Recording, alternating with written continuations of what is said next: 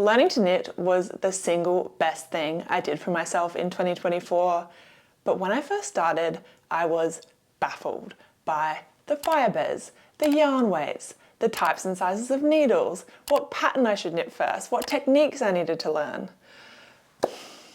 But don't worry, I'm going to be breaking down everything I wish I knew when I was a baby knitter, so you can knit things like this, and maybe like this, and start knitting your own clothes in 2025. In this video, I'm going to be talking about everything you need to understand about yarn and needles, the techniques you need to learn so you can knit basically any beginner level pattern, the right project progression, and some tips and tricks I've learned along the way. We're going to start by talking about yarn. Yarn can be broken down into two main fibre groups, synthetic and natural fibres. Synthetic fibres usually refers to acrylic yarn. Acrylic is usually a lot cheaper than natural fibres and creates a durable, machine washable finished piece. And so it's a really good choice for beginner knitters and is the yarn that I used when I first started. It's also really good if you're sensitive to animal fibres. On the downside, acrylic yarn is made of plastic, so it's arguably not as environmentally friendly as natural fibres. It's not as breathable, and in my opinion, is not really as soft or as luxe feeling as natural fibres. My favourite use for acrylic yarn is something like a kid's school jumper, where you want to be able to chuck it into the wash a lot. On the other hand, we have natural fibres, which further breaks down into animal fibres and plant fibres. Animal fibres like sheep's wool, alpaca and mohair tend to be more expensive, but more luxurious feeling, and they create more of a warm, cozy finished garment. Because they're natural fibres, you can also wear them again and again and they won't smell. On the downside, animal-based fibres are not machine washable because if you put them in the wash, they will felt or matte. The exception to this is superwash wool, which is sheep's wool that has been treated with a chemical process to remove the scales on the cuticle of the wool fibre. In my opinion, there's definitely a place for superwash wool.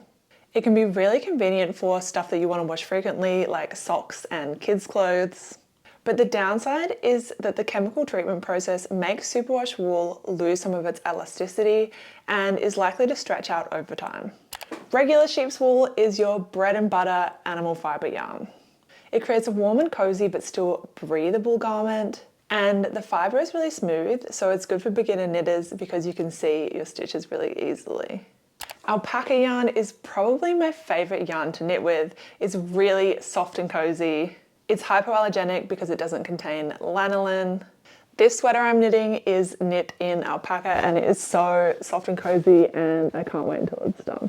The alpaca in this sweater is held with a single strand of mohair, which just means that you knit with two strands of yarn at the same time. Mohair is another commonly used animal fibre which comes from the Angora goat. It's usually knit held together with a thicker yarn, but sometimes used by itself to create really light and airy garments. Other animal fibres that you might come across are cashmere, which are from cashmere goats, Angora, which is from Angora rabbits, or silk, which are from the cocoons of silkworms. People generally use animal fibres for winter stuff that they want to be warm and cozy, accessories that have like small quantities of yarn, or if they're in a position to value the feel of the fibre over the cost. Plant fibres like cotton, linen and bamboo are breathable, lightweight and durable.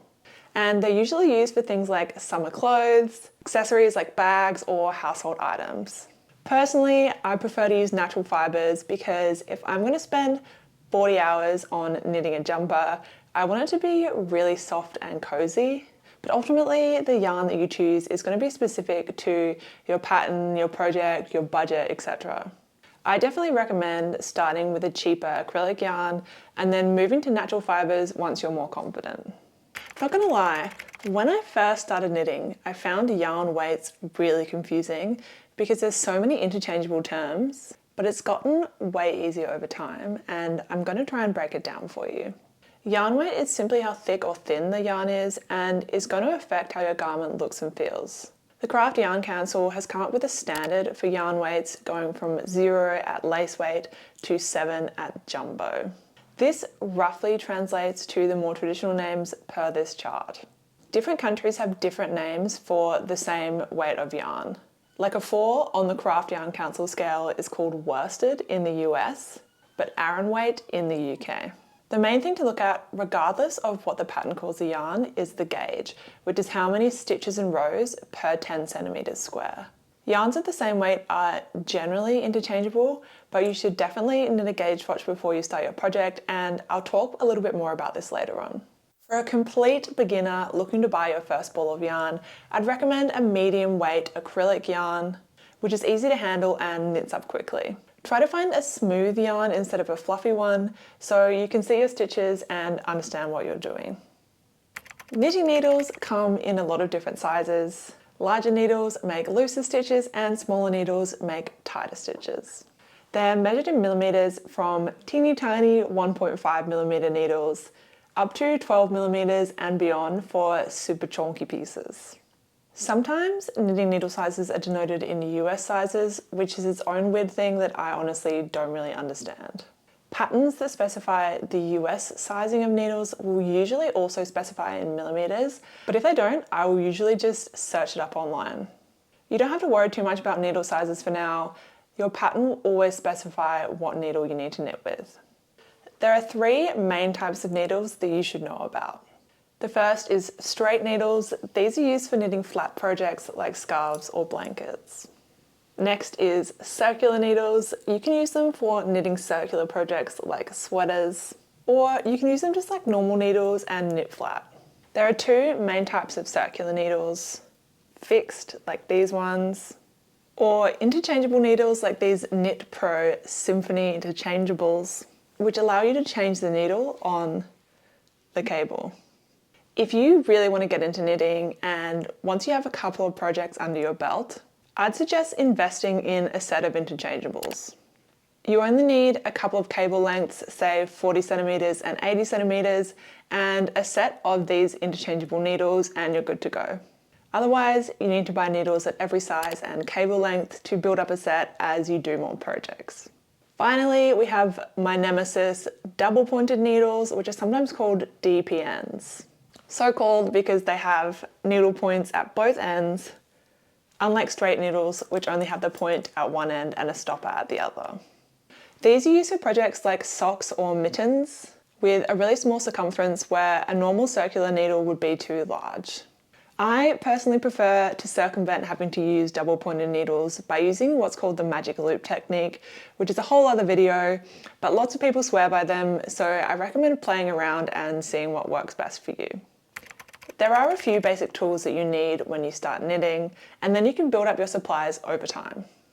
Outside of yarn and knitting needles, 2 things that I would definitely recommend that you have are scissors and a measuring tape. For a long time, I literally used a builder's measuring tape, but a sewist measuring tape like this will definitely be a lot easier. Once you've got the basic techniques mastered, which I'll talk a little bit more about later in the video, I would also recommend getting some stitch markers and some needle stoppers. Stitch markers are generally used to mark important parts of a pattern, for example, the beginning or the end of the row when you're knitting with circular needles. I'm currently using these cheap plastic stitch markers because I have a really bad habit of losing them, but you can get really cute ones if you want to. The other thing you'll need is needle stoppers, which you put on the end of your needles to stop your work slipping off when you're not working on it.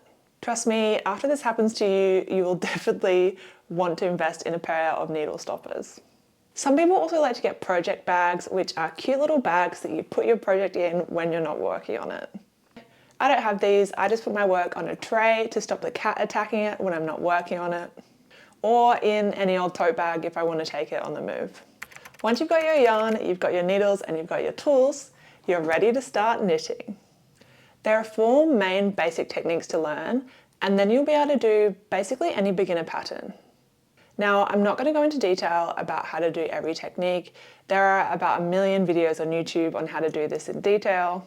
But I will tell you what the techniques are and show you quickly what they look like so you know what you're looking for. I personally learned all of these techniques from this woman on the channel Sheep and Stitch, but there are loads of good tutorials and I'll put links in the description box. The first technique is the cast on. This is how you get yarn onto the needles to start knitting. The most popular method for beginners is the long tail cast on, which is versatile and really easy to learn. The next technique is the knit stitch, which, as the name implies, is the foundational stitch of knitting and looks like this. The next stitch is the purl stitch, which is effectively the inverse of the niche stitch and looks like this. Combining knits and purls is how you get almost every stitch pattern in knitting. The first stitch pattern you should understand is the garter stitch, which is when you knit back and forth using only knit stitches and you end up with a fabric that looks like this. The other main stitch pattern is the stockinette stitch. This is where you cast on, knit a row of knit stitches, then once all of your stitches have transferred from one needle to the other, you turn your work and knit back in purl stitches. Because the purl is the opposite of the knit stitch, and you're knitting knits on the front and purls on the back, once you're finished, you get this beautiful piece of stockinette fabric. Another stitch pattern to learn is the rib stitch, which is where you alternate one knit and one purl stitch. This is often done at like the end of a sleeve or on a collar, and one reason is that it adds some interest to the pattern, but another main reason that you see this commonly is that in stockinette stitch, which is really common for jumpers, it will naturally curl up, whereas a rib stitch, since you're alternating back and forth, lays flat. So if you have a rib at the end of a sleeve, the fabric won't roll back on itself. The final basic technique is casting off, which is how you get your stitches off the needle. Once you have your equipment and you understand the basic techniques, it's finally time to start knitting. The first project I'd recommend starting with is a square. Now, I know this sounds really boring, but it does take a little while to get the techniques right, and if you start with something more complicated, you might get frustrated and quit straight away. So to get started, I'd recommend casting on about 20 to 30 stitches, knitting a garter stitch square, which is just knit stitches, and then casting off. Then do the same but in stockinette, which is one row of knit stitches and one row of purls. You'll probably have to try a few times to get this right, but the good thing is if you make a mistake, you can just unravel to your cast on and try again. It took me literally 5 sessions to feel confident that I could do a knit and a purl, so if it takes you a while to get the hang of it, don't get discouraged. If you're lucky enough to have someone in your life that can knit, I would ask them to cast on and knit a couple of rows of stitches because the first few rows can be tighter and harder to knit. But if you don't have someone, it's okay, you will get there with practice.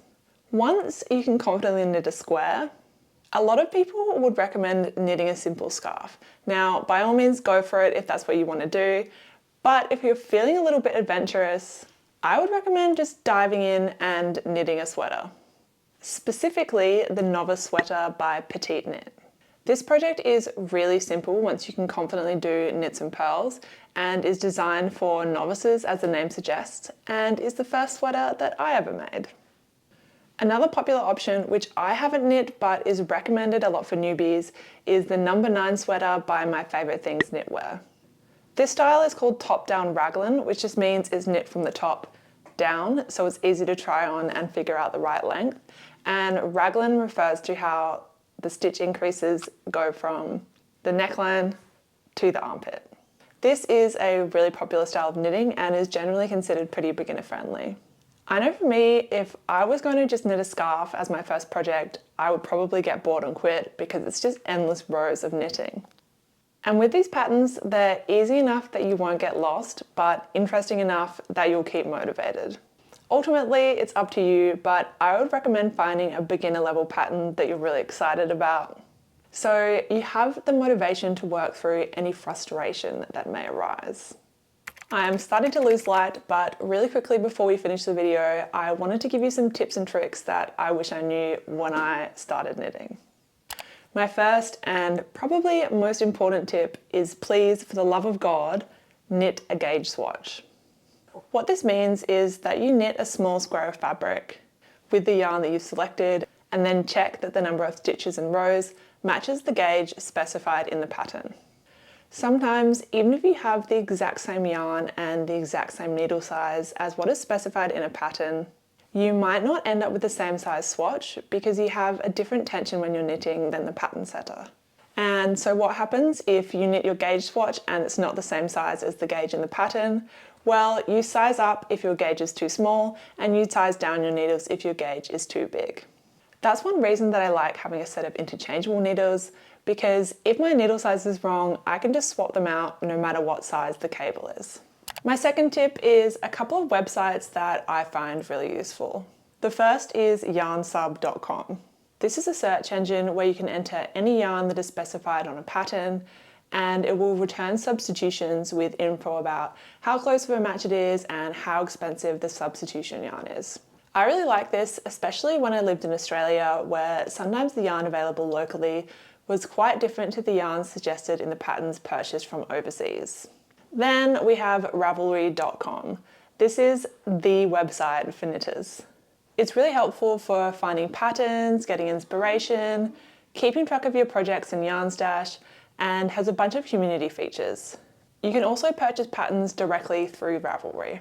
I found this site quite difficult to navigate when I first started because the interface is quite dense and there is a lot of content.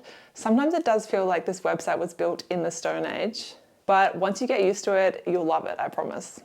So there you have it. Everything you need to know to start knitting your clothes in 2025. Remember, everyone starts as a beginner and it is so normal to feel frustrated or confused at first. Take it one stitch at a time and don't be afraid to make mistakes. It's all part of the learning process.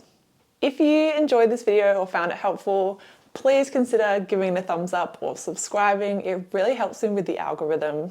I'm going to be sharing my knitting journey through 2025, and I think the next video I'm going to make is knitting a pattern written by ChatGPT, but you'll have to subscribe to find out. Okay, thanks for watching and happy knitting!